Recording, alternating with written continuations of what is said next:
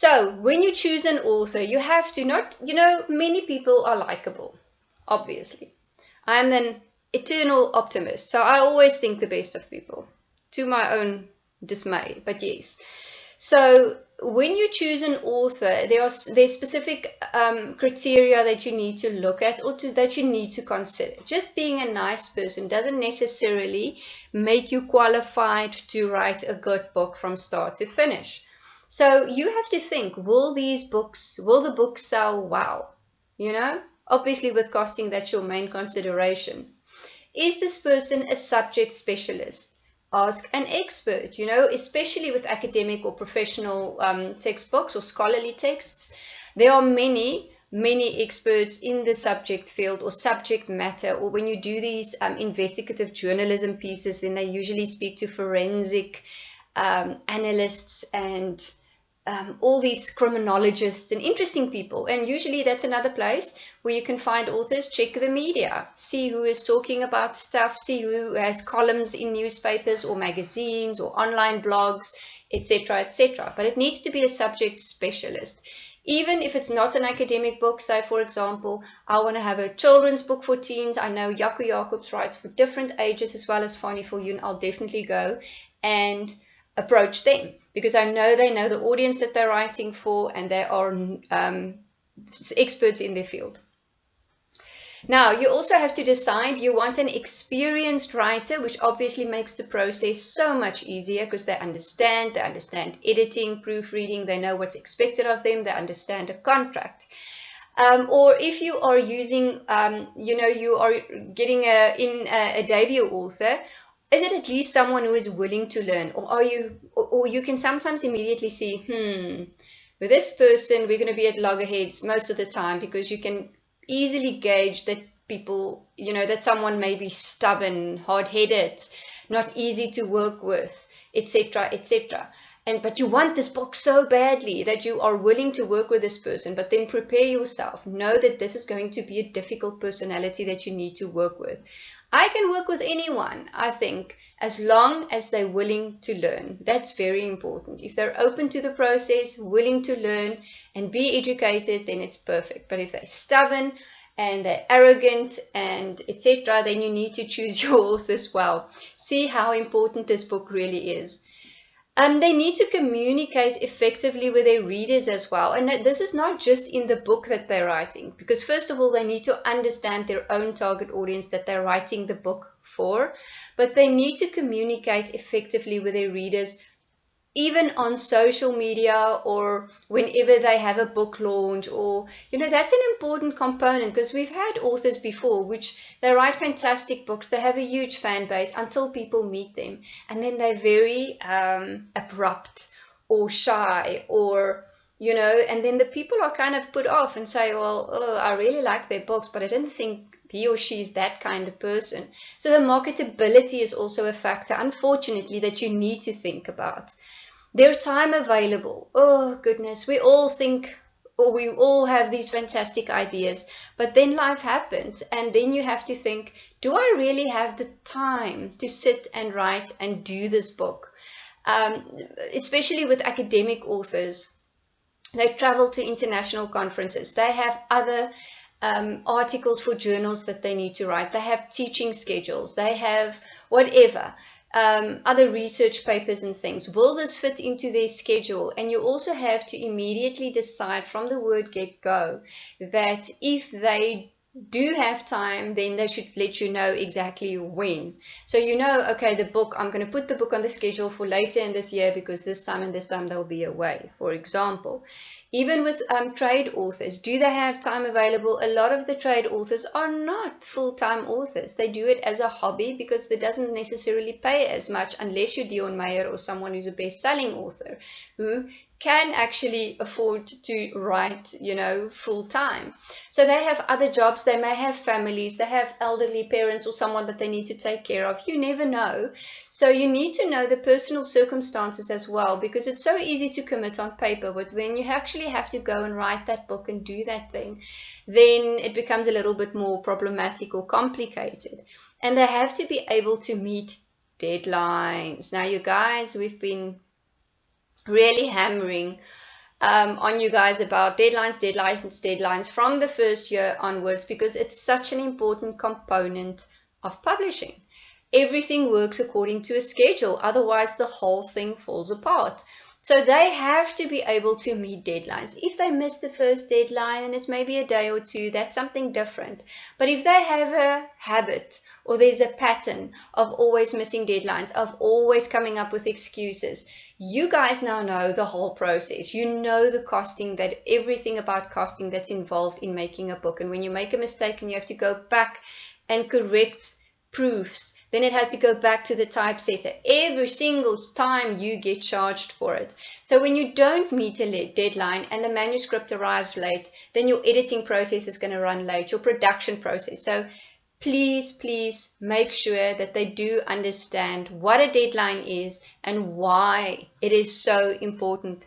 Because at the end of the day, it's all a value chain. That's why we call it a value chain. If there's one little link in that chain that's not working, either from the role player side or process side, then, as you know, it's not good. It's definitely not good for publishing.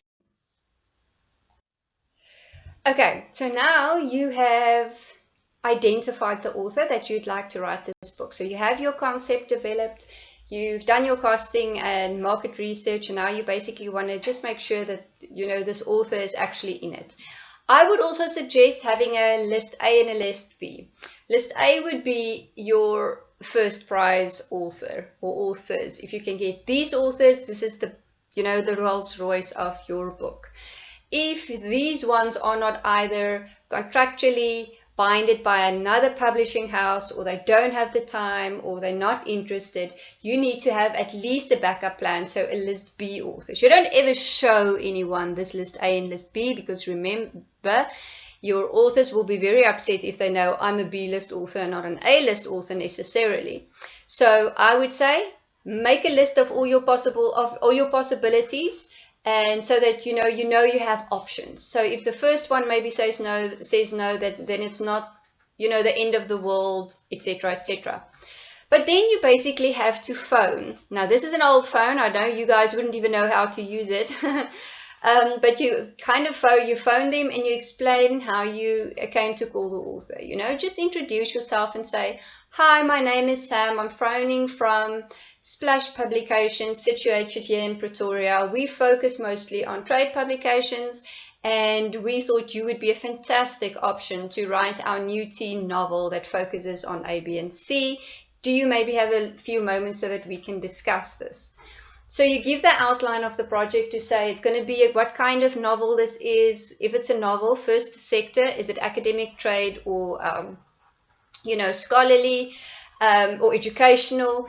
Give them an idea just quickly. You don't have to don't go on too long, but you can basically tell them as well. So it's who the target audience is and what you want them to do, or the basic outline.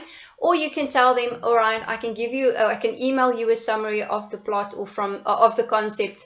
Afterwards, I just want to first introduce myself and find out whether you would possibly be interested in working with us on a project like this. Right, so you need to ask if they're interested. You cannot just assume you have this great idea, everyone is going to love the idea, or everyone is going to be on board.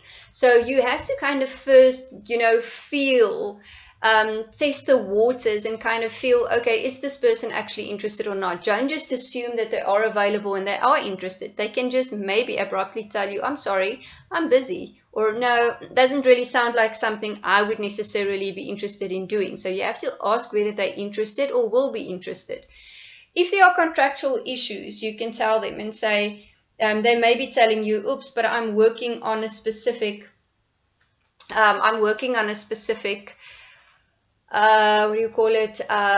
project at the moment, and I have a contract with this publisher, but I will go and check my contract and see if there's a clause that maybe prohibits me from working with competition or with whatever.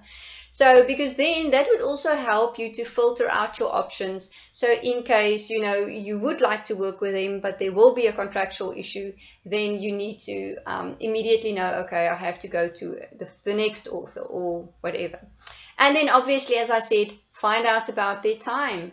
Because usually they will also tell you, ooh, you know, I'm busy editing this book, or I'm busy working on this book. I may only be available from June onwards. And you have to then already have prepared your mock-up production schedule so that you know, okay, we need the manuscript more or less by this time. So if this person is not going to be able to do it in the time that I'm suggesting, then also move on to the next author. All right, so it's very informal in that sense still. You know, you introduce yourself, you're just kind of like testing the waters and feeling, seeing if you don't give too much away, because it can also be that they might then pick up the idea and think, I mean, that's evil, but people sometimes do shitty stuff. Sorry, my bad language. But, you know, they can also say, oh, that's a cool idea. Oh, no, I'm not interested, and then propose that idea to another publisher. Because as you know, it's very difficult to protect your own ideas and concepts, especially in fiction or in stories kind of format.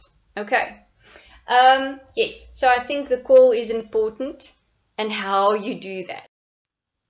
Now, if you have progressed and you have actually now made the call, they're very interested, they may be even excited about the project, all's well, then you make an agreement or you make an appointment to say, let's meet in person so that we can discuss the rest of the details. Now, this can happen in your boardroom, at a lunch meeting, whatever you feel like doing. It also has a lot to do with the corporate culture or the organizational culture of the company.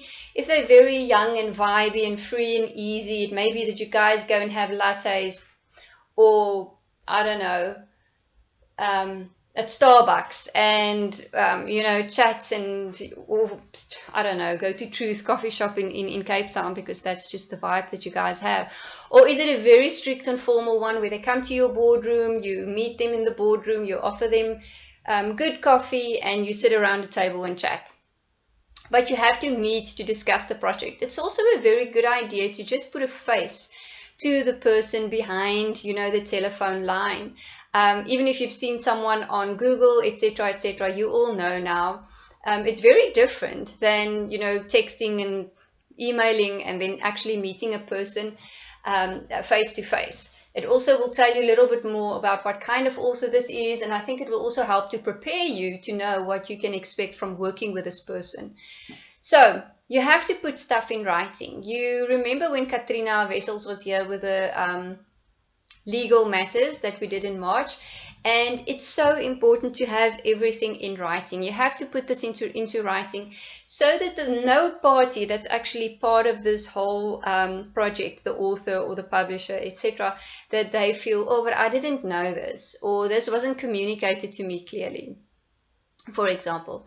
Now, the first thing that you can do is, once you've had the phone call and now you had the meeting, you get them to sign a letter of intent. So this also protects you, that they can't now go with this idea and pitch it to another publisher or talk to other authors about it necessarily.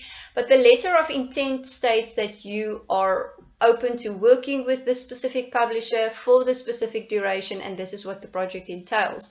So the letter of intent basically states the nature of the work, the submission dates, the author responsibilities, publisher responsibilities, and then, most important, the confidentiality clause.